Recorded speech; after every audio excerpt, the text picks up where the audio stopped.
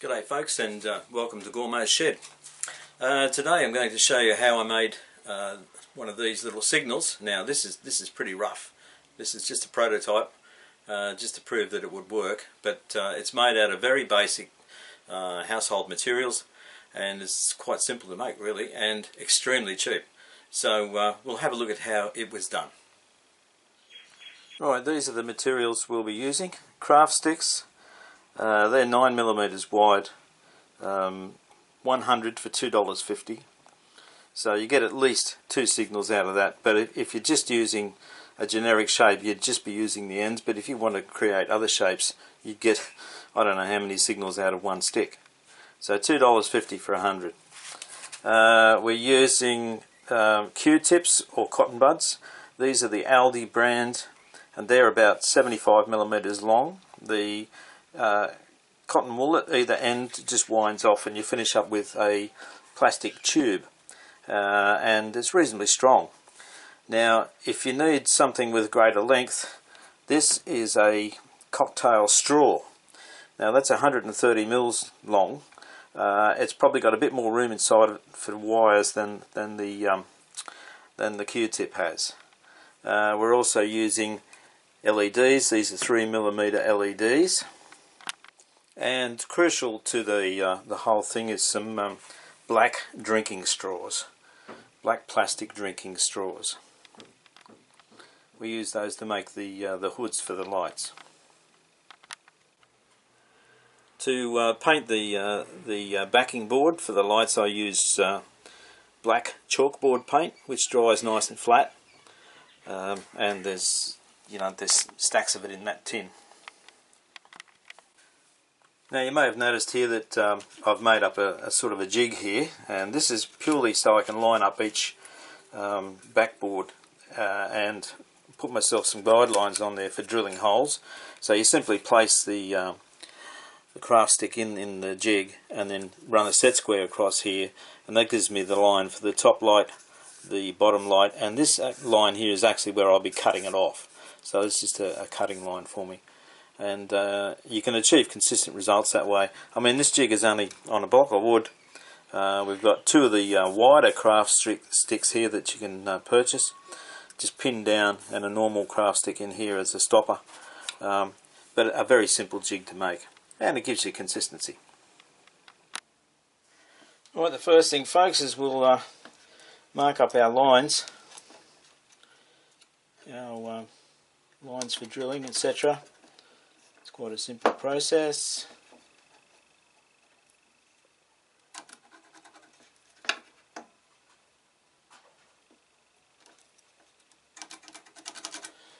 Simple. So that's how it turns out. Now I've got a mini drill press to do my drilling, and I've got it set up with a backboard and everything so I can drill accurately. But you don't have to do this. You can do it with a normal hand drill. Just drill your hole in the center of the backing board.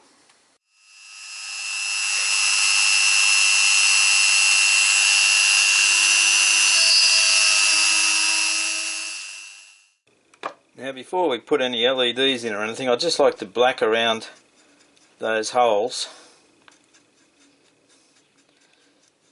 so that later on the white area doesn't sort of show up in behind the LEDs.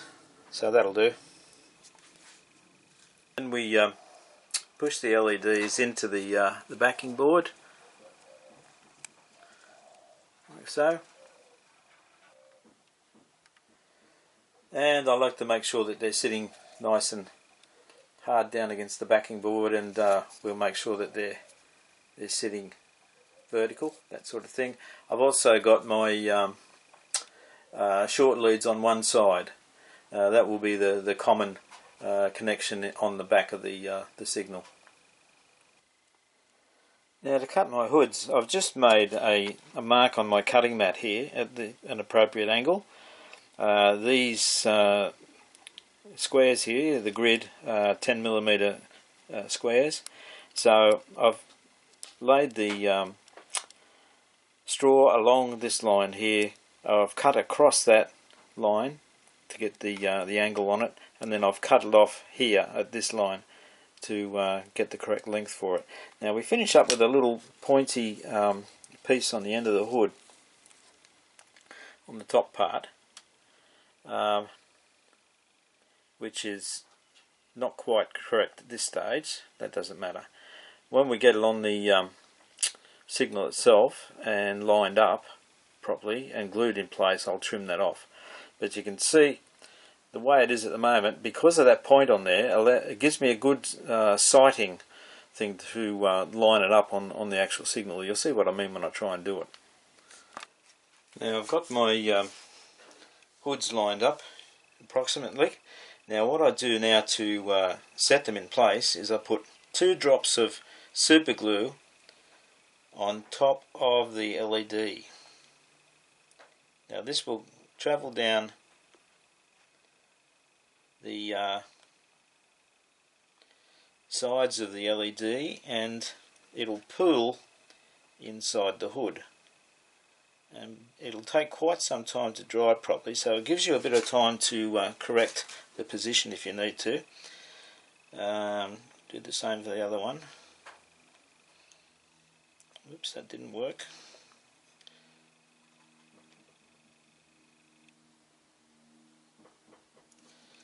Right, we'll have to set that one up again. And it will flow out under the hoods as well.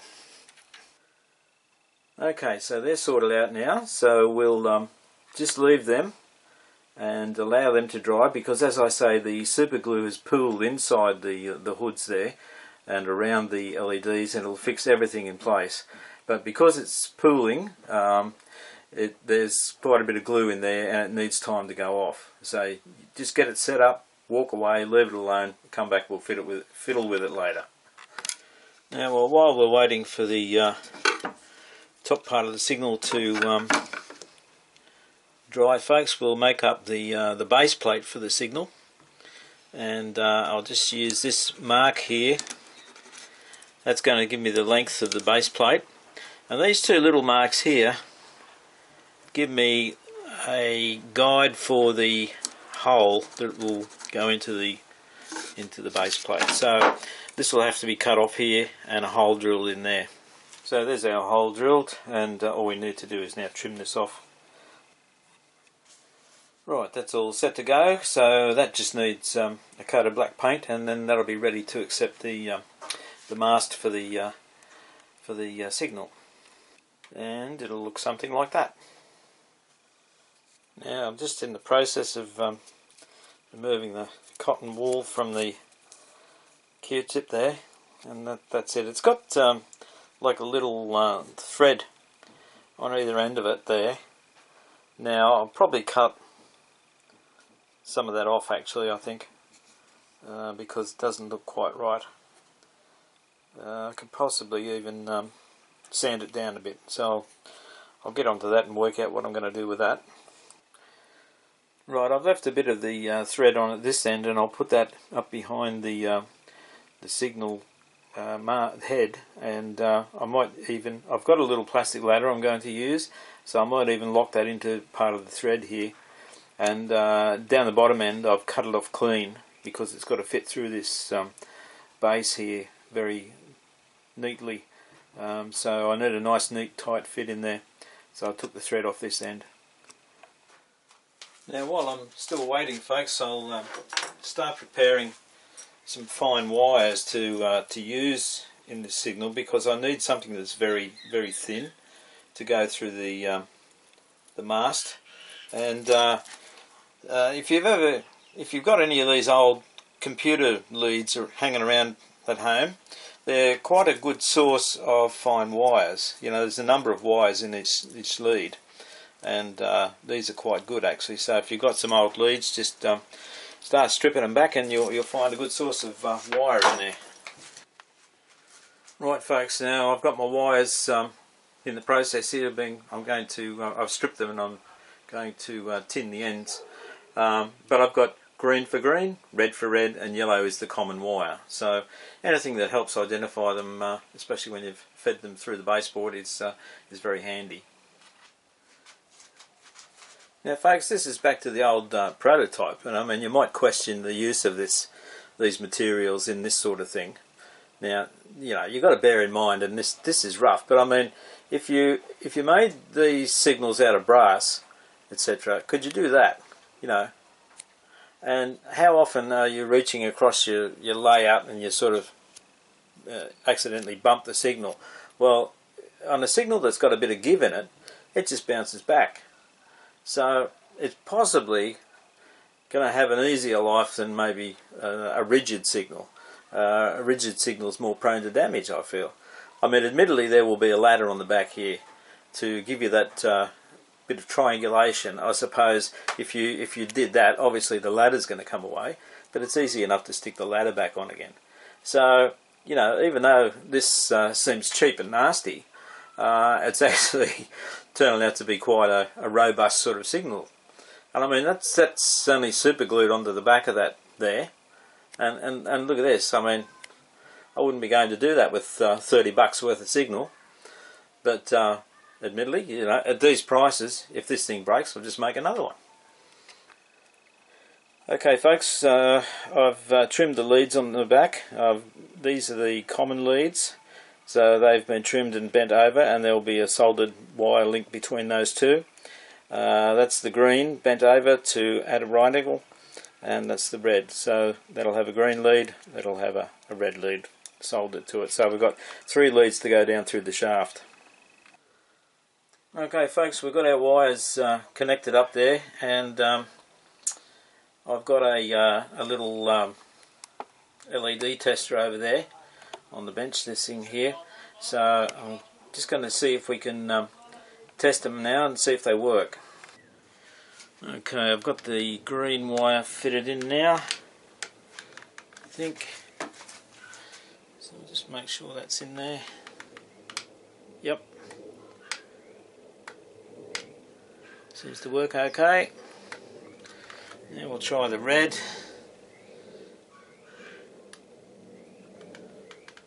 Yep, there we go. Okay, we're good to keep going forward. Right folks, I've just taken a very small pair of scissors and I've trimmed the points off the hoods here, and now I'm going to put a bit of paint on, and so we're starting to head towards the finished item here. And what I might do is just paint along the cut-off line here first, fairly carefully. Yep. And just start adding colour.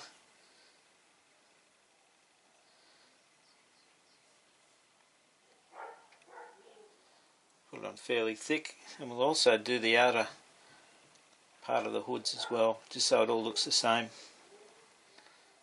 So I'll go around the hoods. So I'll just carry on with that.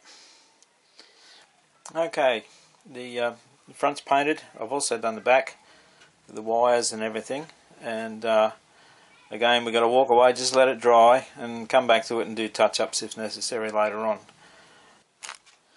Now folks, just a little tip if you're working with acrylic paints,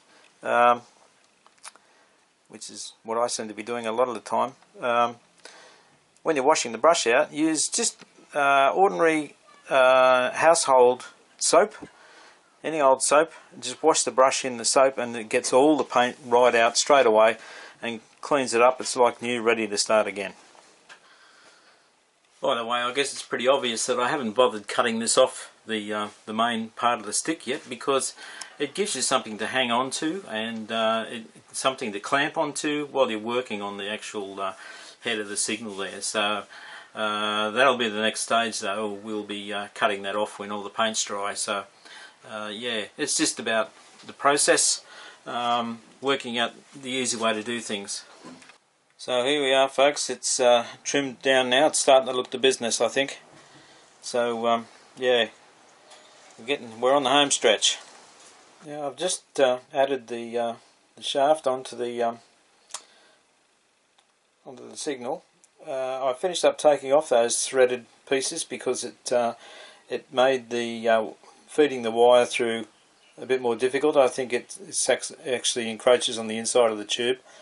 So I've cleaned them off, and I've the wire pretty much holds the shaft in place, but I've added a drop of super glue to the back as well. You can probably see a shiny bit just there at the bottom of the backboard. So I'll touch that up with some more black paint when the glue's dried. So that's that part done. And now here it is with the base fitted.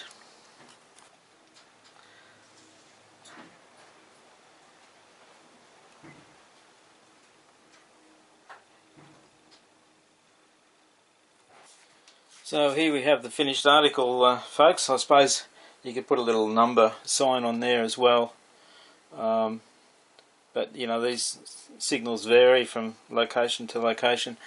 It's got the ladder on the back and the safety ring at the top for anyone climbing up there. Now that's just the end of a paperclip cut off. I already had the plastic ladder, as I say, but they're quite cheap to pick up on the internet. So yeah, so that's the finished article. And obviously once you get the wires fed through the baseboard, you've got to connect an appropriate resistor and possibly diode for safety for the voltage that you're using, and work out how you're going to actually wire up this signal for use on your layout.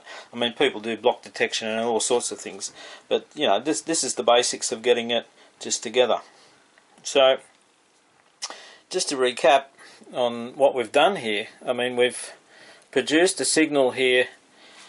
I would estimate the cost of the materials, including the LEDs, and we'd have to make an estimation on the ladder. Let's see, 30, 60. I'd say the ladder would be the dearest part, folks. I would estimate maximum $1.50, and that's allowing most of that for the ladder, and about 30 cents each for LEDs. The rest of it's practically nothing. So you can knock them up pretty cheap if you're willing to spend the time on it.